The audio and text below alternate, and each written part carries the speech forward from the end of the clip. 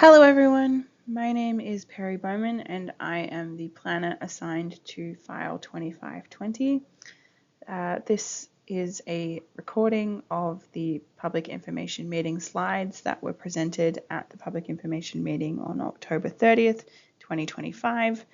This recording has been made following the public information meeting. So this presentation relates to an application to enter into a development agreement at 9953 Highway 221 in Canning. So this is a map of the County of Kings with the red circle indicating the approximate location of the subject site within the village of Canning. So in terms of the proposal, as stated, the applicant has applied to enter into a development agreement between the municipality of the County of Kings and himself to permit a tourist commercial use with 3 tourist cabins as a part of that. I will note that the cabins are already located on the land. This application has come about through the requirement for a letter from the municipality advising that the use of the land is legal in order to comply with the province's short-term rental requirements. So this is a map of the subject site.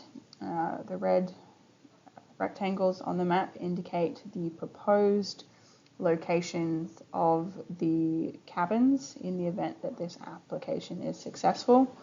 We will talk a little bit more about the proposed locations shortly, but just note that at least one of the cabins will need to be moved from its current location on the site to meet these locations. So this is an aerial image of the subject site, which is outlined in red. The subject site has an area of 1.35 acres and sits on the northern side of Highway 221. It has approximately 20 feet of street frontage.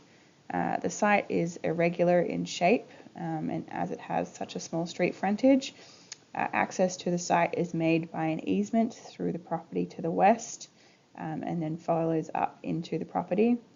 This easement also runs through the subject property and provides access to 2 neighbouring properties to the east. On the subject site, there is a 2-unit dwelling centrally located along with an accessory structure to the east of the main dwelling. The cabins, as we've stated before, are already located on the land to the rear of the subject property.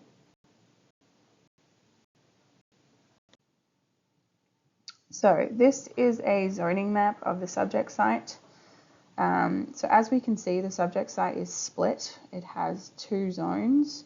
The first being the agricultural A1 zone, which is in this yellow colour, and the second being the country residential A4 zone, which is in this orangey colour. As we can see, the A4 zone or country residential zone effectively hugs Highway 221 with the agricultural A1 zone in behind to the rear. On the southern side of Highway 221, we have the environmental constraints O1 zone. The O1 zone identifies land that is flood prone. Down in the bottom right hand corner, we also have a hatched area, which is identified as an area of environmental sensitivity. So that environmental sensitivity identifies that there is a steep slope to the land and potential for flooding. So along with the zoning, land is also within a designation. So the designation identifies generally what the intended use of the land is for, but where changes are proposed or other uses are proposed, the designation will outline what is permitted. So the subject site and surrounds are covered by the agricultural designation. So this is an image of the subject site. We have the easement here in the forefront with the driveway up to the duplex in the middle of the image. So this is at the top of the driveway. There is the dwelling on the right hand side with the accessory structure or shed effectively on the left-hand side, and then we have multiple areas of car parking in the middle and to the left. So these are what the cabins look like. There are 3 of them on the land currently. As I said before, if this application is successful, one of them would need to be moved. So they're effectively timber triangular structures. They are large enough to fit a blow-up queen mattress inside of them. So they would each house approximately 2 people. They have a power outlet, but there's no running water or, I guess, toilet facilities inside the cabins. A porta potty is proposed to be provided on site for use with cleaning approximately twice a week. There is, I guess, what you'd call an outdoor sink/shower situation with water hooked up here. So again, these are 2 of the cabins. As we can see, there's a window on one side and a door on the other side, effectively. So you'd have a maximum, theoretically, of 6 people through the 3 cabins. The applicant has advised that they would be rented as one whole unit. So even if you had 2 people renting, they would theoretically have use of all 3 of the cabins.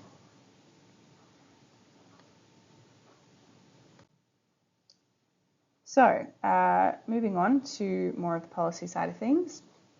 What is the development agreement? It's a legal contract between the municipality and a property owner.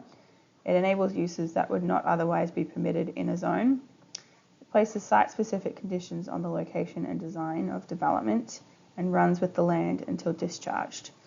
So that means in the event that the current owner sells the property to a new owner, the development agreement, if approved, would stay with the land because it is land-based, not person-based. So as part of my assessment, I look at planning policy and our land use bylaw regulations, along with a range of other considerations. So municipal planning policy 2.5.13 is the policy that enables staff to consider this application.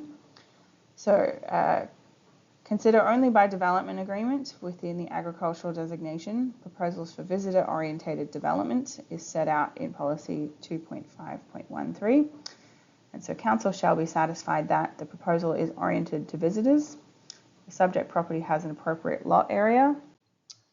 The site facilities are adequately buffered and or separated from the surrounding residential dwellings. The conditions that prevent the proposal from being permitted as of right are addressed, and the general criteria are addressed. So they consider financial implications, land use compatibility, traffic hazards and congestion, fire protection services, availability of sewer and water services, if there are any well fields, pollution, flooding and drainage, neighbouring farming operations, and site suitability. So I will note that this policy states that while we're looking at this policy in relation to the agricultural designation, it does not apply to the agricultural A1 zone, which means that the cabins, if approved, can only be located within the area of the site that is covered by the country residential A4 zone, which is why one, if not more, of the cabins would need to be moved if this application is approved in its current form, so that all of the cabins are outside of the agricultural A1 zone area. So this is the process we follow when considering an application to enter into a development agreement. It starts by receiving a completed application. Following that, there is a public information meeting, which is where these slides were presented to the public.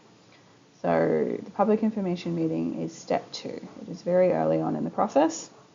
Following that meeting, a staff review is undertaken, which includes reviewing all of the information collected from the public and other bodies with jurisdiction, i.e. the Department of Public Works, who is the road authority. And following that review, a staff report is drafted with a recommendation, which is presented to the Planning Advisory Committee. Planning Advisory Committee vote on how to proceed with the application.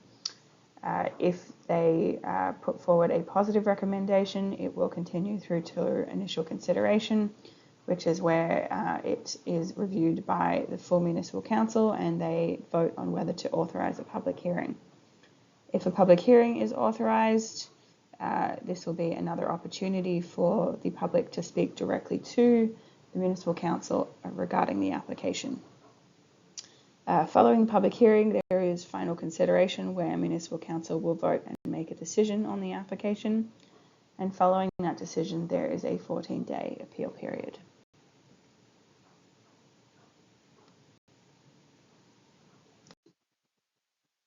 So if anyone has any comments or questions regarding the application, once again, my name is Perry Bowman. My email is pbowman@countyofkings.ca, or my phone number is 902-690-6150. So please reach out if you have any comments or questions. Thank you.